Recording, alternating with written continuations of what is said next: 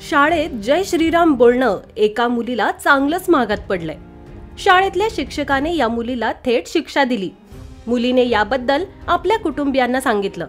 विद्यार्थिनीच्या वडिलांनी शाळेमध्ये याची तक्रारही केली। त्यावेळी शाळा व्यवस्थापनाने त्यांना शाळेत जय श्रीराम बोलता येणार नाही असं सांगितलं।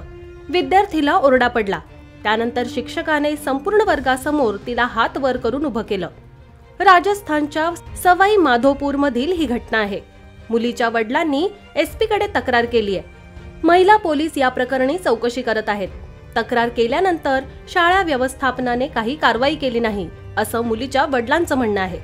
त्यांना शाळेत जय श्रीराम बोलता येणार नाही असं सांगितलं। मुलीला शाळेत सर्वांसमोर शिक्षा दिली।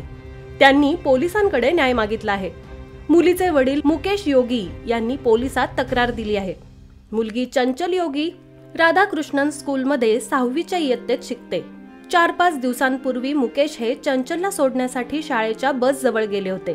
त्यावेळी मुलीने त्यांना जय श्रीराम म्हटलं, ज्यावर नाराज होऊन कंडक्टर महावीर आणि टीचर तिला ओरडले।